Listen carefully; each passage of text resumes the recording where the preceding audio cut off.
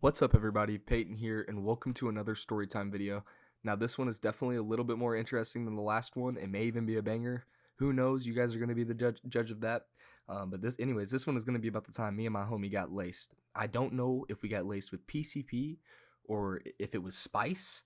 I don't know what it was, but it was definitely insane. So without any further yapping, let's get straight into it. This story takes place when I was about 15 to 16 years old. It was at the end of my sophomore year of high school, so this wasn't like my peak gooning era, but I was definitely still getting into some shit, and this situation was definitely no exception. When this happened, I had just moved towns like a month prior, so I was the new kid on the block, and I basically only had one friend in this new town, and that friend's name was Callan. I had met him like a month prior, and we bonded over our love of getting fucked up like most teen druggies do. Anyways, on the way home from school one day, on the bus, I asked Callan where I could get some weed because I wanted to get faded that night like most nights, but I was all out of tree and I didn't have any plugs because I had just moved. Callan ended up telling me that his brother most definitely had some and said that he would hit him up for me. So I was thinking, okay, that's definitely a great idea. And I got off the bus thinking I was going to get some Zaw that day and, just smoke by myself and all that. After I'd gotten out of the shower, Callan hit me up and he was asking if it was chill if his brother just smoked with us. He also said that his brother, whose name is Connor, by the way, I should say, would smoke us up for free. So I was 100% down with this idea. I mean, what could go wrong, man? Smoking for free. Well, apparently a lot. Connor told us to meet him at the park right next to me and Callan's neighborhood.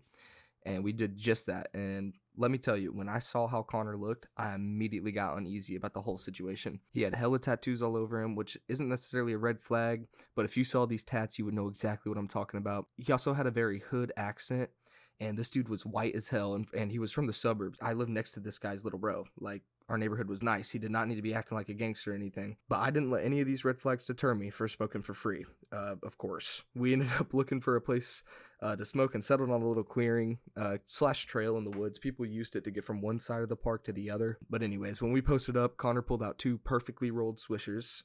And I was like, ooh, I was like pretty hyped, man. I was like, hell yeah. I shouldn't have been.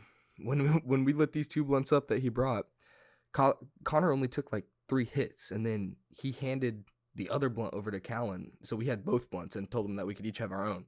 Yet another red flag. He rolled 2 blunts for free, and he isn't even smoking himself. I feel stupid as hell looking back on this because he was not being smart about lacing us. We were just dumb as fuck. About halfway through our blunts, I noticed that Callan was acting very odd, like he had gone mute. He wouldn't stop staring at the same tree. Shortly after I noticed he seemed off, I began to feel off as well.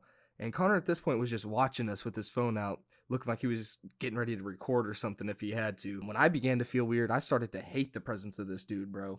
So I asked him to leave. I went up right to him. I said, hey, bro, do you like mind getting out of here, man? Like, blah, blah, blah, blah. I was trying to be chill about it or whatever. I was tweaking about it. He basically just told me to shut up, and he stayed. And after the blunt was finished, me and Callan were tweaking bad. Like, I was struggling to stand up, and Callan had already went to the ground and started doing you guys know the SpongeBob photosynthesis bullshit?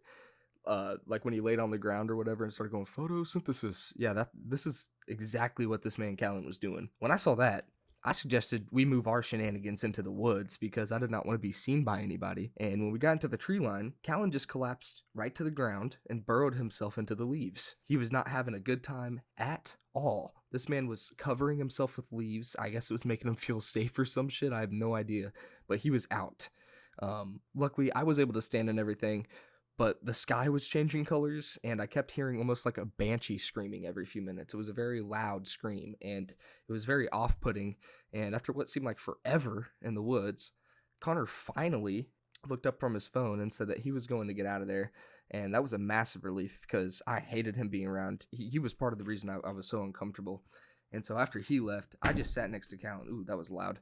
I just sat next to Callan and tried to get him to wake up so we could go home. At this point, I wasn't really like coherent enough to even like know that, oh, I'm laced right now or something like that. I really didn't know. So I didn't know what was going on. Callan definitely didn't know what was going on. So we were just tweaking in this woods, and all I wanted to do was go home.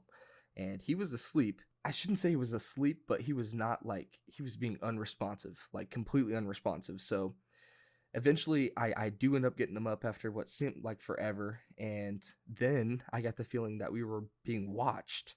So I asked Callan if he wanted to start walking towards the parking lot to check to see if his brother's car is still there. And when we go and check, it was. It was still there. My heart immediately fell to my ass because it had felt like an hour or two since he said that he was going to leave, and he still did not leave. We decided to make our way back to the spot in the woods because at this point we were both really fucking freaked out about it. And lo and behold, there's Connor talking about, I lost my keys. Hell no, you didn't lose your keys, bro. It's been like an hour or two and you're just now coming back to look for them? Yeah, bro, whatever. 5 minutes later, though, Callan's back on the ground and Connor's fucking friends get there. Like 4 of them. All coming to the woods with their phones out, being loud as hell, recording us, but mainly recording Callan because he was getting the worst of the trip. At least I was able to stand and shit. Callan was not able to stand. I mean, it probably looked goofy, but they were all recording us. And I don't know. I was just thinking the whole time, how fucking much of a bum do you have to be to lace some 15, 16-year-olds and then call your 20 to 25-year-old homies to come fucking make fun of them? And I don't know. Luckily, I didn't get any like that. They didn't give me any licks or anything like that, but I was still just pissed off for Callan, and eventually they left, and Connor I think he actually ended up leaving as well, and after all of them left, it's actually kind of a blur, because I'm pretty sure we both fell asleep, and I know this because I woke up in the creek, like dead ass. Half my body was in the cold ass creek, and my skin was pruned up. I had definitely been on the water for multiple hours, which would make sense because it was dark when I woke up and the sun was all the way up when I had my last memory of the day. So I would have checked the time, but my phone was dead as hell. As soon as I got done checking myself out, I immediately like jumped up and was like, "Where's Callan?" And Callan was about 20 feet away from where I was when I woke up. I was confused as hell as where I was. So that 20 feet felt, like a fucking football field. But I eventually got to him, and his phone was not dead. So when I checked it, it said about 10 p.m. And keep in mind, we got to this park to smoke around 3, and we geeked for about 3 hours. So that means we were both passed out in a public park, like 10 feet into the woods for 4 hours. So it's a miracle that no one called the cops or tried to wake us up. Now, the craziest part about this story is that on our way home from the park, we saw Connor's car. It was in the parking lot still. And even though I wasn't under the influence of anything, that still made me paranoid as fuck on the way home. And when I got home, my mom had asked me where I'd been all day, and I just said the park, which wasn't a lie, so good on me. And yeah, that's the story about how me and my homie Callan got laced by his older brother in a fucking public park and passed out in the woods for 4 hours.